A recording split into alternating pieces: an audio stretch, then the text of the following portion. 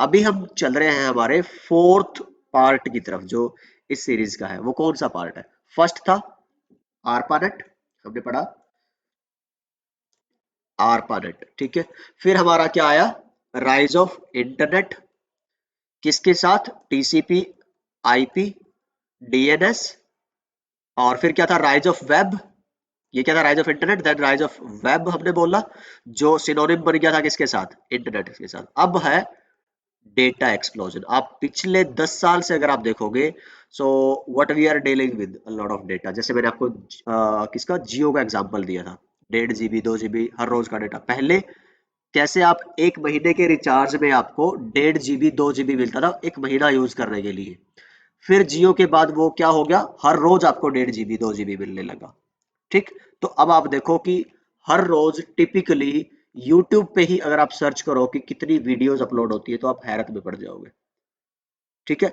आप अपना यूसेज देखो कि एक दिन में आप कितना इंटरनेट डेटा यूज कर लेते हो।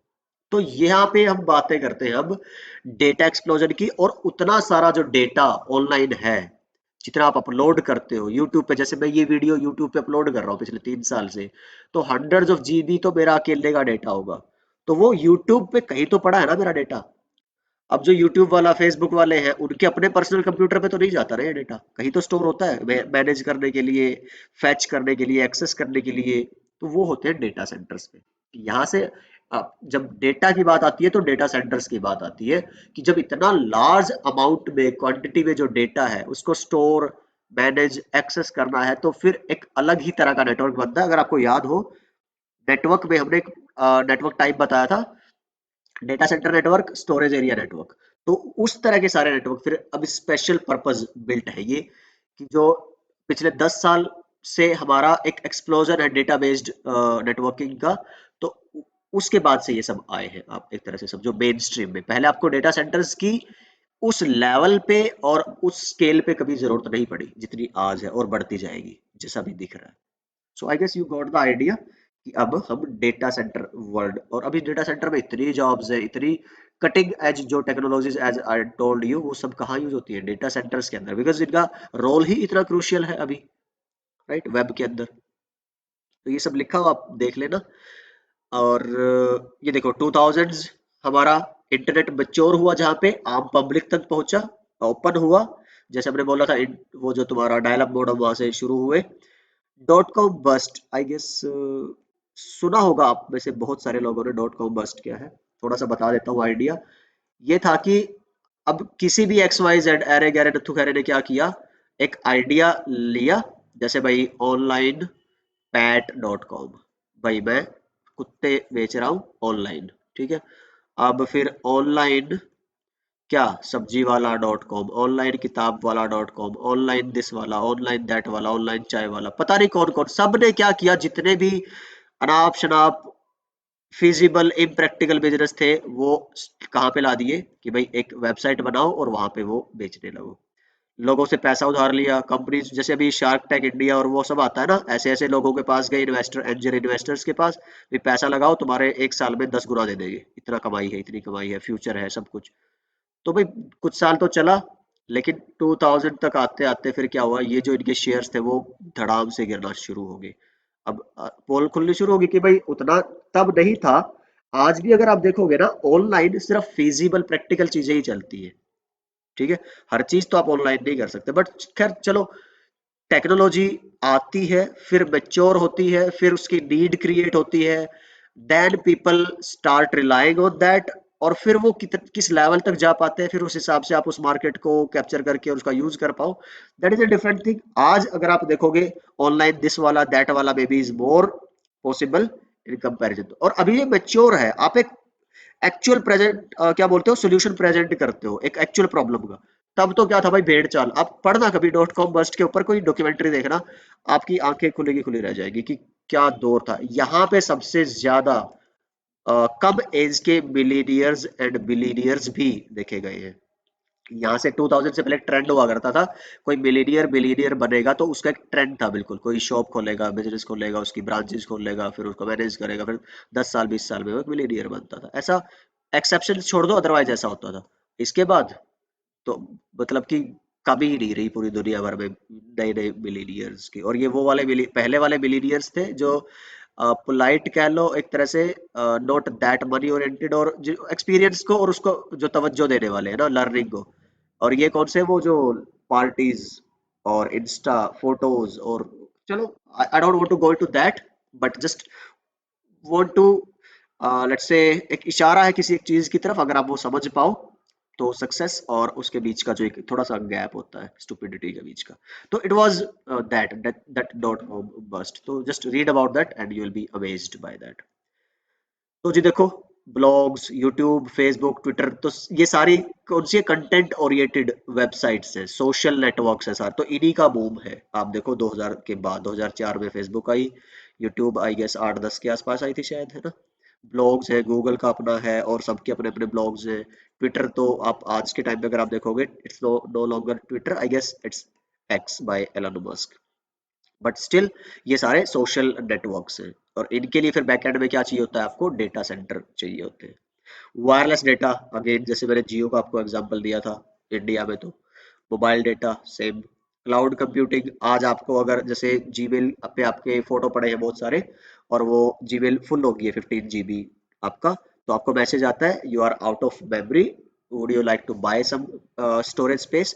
तो फिर आपको अपने मोबाइल में स्पेस नहीं चाहिए, आप गूगल से ही 100 GB 200 GB 500 GB 50 GB खरीद सकते हो ऑनलाइन।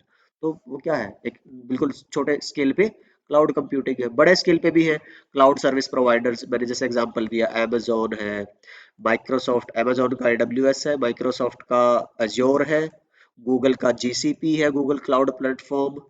और अलीबाबा का भी है, अलीबाबा क्लाउड। ऐसे बहुत सारे क्लाउड प्लेयर हैं, सेल्स फोर्स है।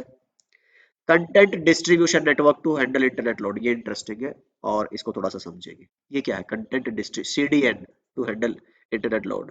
मैंने शायद आपको बताया होगा नेटवर्क वाले पार्ट में भी CDN, हाँ मैं बता चुका हूँ ऑलरेडी आपको, तो कोई नई चीज नहीं है कि कैसे फेसबुक यूट्यूब जैसी जो कंपनीज है वो नॉर्मल इंटरनेट का लोड करने के लिए अपना एक अलग ही नेटवर्क बना लेती है, अपना एक अलग ही क्या बोलते हैं, केबलिंग का स्ट्रक्चर बना लेती है। सिंपली ऐसा समझो कि इनका नेटवर्क अलग चलता है, बाकी रेस्ट ऑफ द इंटरनेट अलग चलता है।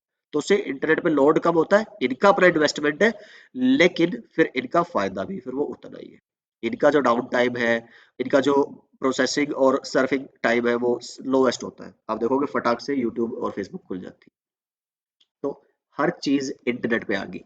That is the last learning और लास्ट रिविलेशन, कि जो पहले कॉलिंग होती थी वो लैंडलाइन फोन्स पे है, ठीक है। और अब किस पे है, आप देखोगे IP based network based phones पे है। पहले कॉल थी जो टेलीकॉम टेलीफोन कम्युनिकेशन वाले नेटवर्क पे चलती थी। आज अगर आप कॉलिंग देखोगे वो किस पे होती है तुम्हारी, डेटा नेटवर्क पे। आप डेटा ऑन करते हो, वॉइस कॉल कर लेते हो, वीडियो कॉल कर लेते हो। इवन आपकी जो ये नॉर्मल कॉल्स है वो आप देखोगे ना, 4G वोल्टी, वो भी इंटरनेट बेस ही होती है। IP बेस मतलब इंटरनेट बेस्ड, ठीक है। एंटरटेनमेंट है, आप ऑनलाइन यूट्यूब है, सब कुछ है। तो आई गेस मुझे कुछ ज्यादा इसमें एक्सप्लेन करने की जरूरत नहीं है, आप मेरे से ज्यादा जानते हैं as per the use case तो आई गेस मेरे से ज्यादा जो अभी नई एज के यूजर्स हैं वो ज्यादा जानते हैं इसके बारे में। हाँ, हम टेक्निकल एस्पेक्ट में भी ज्यादा जान सकते हैं थोड़ा बहुत, that is a separate thing. The internet today run by private companies, ISPs, not by the government, ये हम डिस्कस कर चुके हैं। तो ISPs की सर्विस यूज करते हैं, नेशनल इंटरनेशनल मैंने बताया था, Tier 1 Tier 2, local, domestic, regional, ऐसी बहुत सारी ISPs होती है। IP जब हम पढ़ेंगे then will talk a lot about that.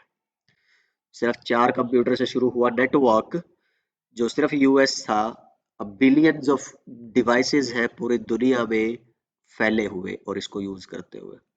But still अभी भी ये क्या है, न्यू है, सीख रहा है, बढ़ रहा है और ग्रो कर रहा है, राइट। टेक्नोलॉजीज आ रही है नई नई, क्लाउड, AI, ML, IoT के तरह के नए नए नेटवर्क आ रहे हैं, ठीक है। पहले कल जो था, आज कुछ पार्ट उसका रेलेवेंट है नहीं है। आज जो लगता है कि यार इंटरनेट इससे ज्यादा क्या होगा, बट दैट्स नॉट प्राइम। तो maybe internet has still to see its best days, right. Dark web है थोड़ा, अगर आप उस साइड देखो तो दैट कैन बी रिड्यूस्ड। थोड़ा सा जो डार्क वेब का जो पॉजिटिव एस्पेक्ट है, may be it can be white listed. तो एक वो पार्ट भी आ जाता है। दूसरा फिर नहीं पता कि भाई आज जो चीजें रेलेवेंट है कल कितनी रहेगी। जैसे वो पजल पीसीज होते हैं ना, तो आज से 10 20 50 100 साल बाद let's see where it will take us. And एक बड़ी ही इंटरेस्टिंग सी लाइन है, आई गेस कौन सी सीरीज है, विजडम ऑफ द क्राउड। उसमें एक क्वेश्चन या एक स्टेटमेंट है उस लीड हीरो की, उसमें वो बोलता है कि internet has changed us. But एक सवाल जो हर किसी को पूछने की जरूरत है वो है कि into what, right? Content consuming zombies और अवेयर लर्नर्स। तो that's up to us. Internet तो वही है और आई गेस वही रहेगा, थोड़ा स्मार्ट हो जाएगा चीजें technologies, but it's up to the user, the human side I guess, है ना? तो not talking much about philosophical aspect, but मैं रह नहीं पाता हूँ, तो so I enter into that domain again and again, but okay. Anyway, that's it about the internet. तो अभी तक हमने क्या देख लिया है? Evolution of internet in four major parts: ARPANET, rise of internet by TCP/IP DNS, then web HTTP, and the last part was data explosion. So I hope आपने कुछ सीखा, कुछ नया इंटरेस्टिंग बैकग्राउंड चीजें जो अननोन थी आज तक आपके लिए, या फिर जो नोन थी पर थोड़ा सा ऐसा क्लियर नहीं था। You got clarity about that. So this was my effort कि आपको इंटरनेट के बारे में जितनी भी बैकग्राउंड इंफॉर्मेशन ज्यादा से ज्यादा मेरी रिसर्च के हिसाब से पॉसिबल थी, I tried to give you in a consolidated form of in these some videos. And let me know in the comments and feedback कि भाई हम सक्सेसफुल थे उस एफर्ट में और कुछ बेहतर किया जा सकता है, कुछ और ऐड किया जा सकता है, so that we could add in future in that video part or this PDF content. So I hope to see you guys in the next video lecture of the same chapter with this different topic। Internet structure की बात करेंगे कि कैसे हमने अभी क्या touch किया था कि आरपानेट जो सिंगल बैकबोन थी, गवर्नमेंट ऑन थी, उसको कैसे छोटे छोटे डिफरेंट ऑटोनोमस सिस्टम्स में country wise continent wise ISP की फॉर्म में बांट दिया गया था कि कैसे कंट्री बाय कंट्री हैंडल करेगी डिफरेंट सर्विस प्रोवाइडर्स, फिर वो जुड़ेंगे, उस जुड़ाव को इंटरनेट बोलते हैं हम। ठीक, ये सारा हमने पढ़ लिया था। तो आईएसपी का ही स्ट्रक्चर हम इस अगली वीडियो में, अगले सब चैप्टर में, सब टॉपिक में बात करने वाले हैं। सो मैं मिलता हूँ आपसे अगली वीडियो में। अपना ख्याल रखिए, सीखते रहिए, सिखाते रहिए और मस्त रहिए। Bye bye.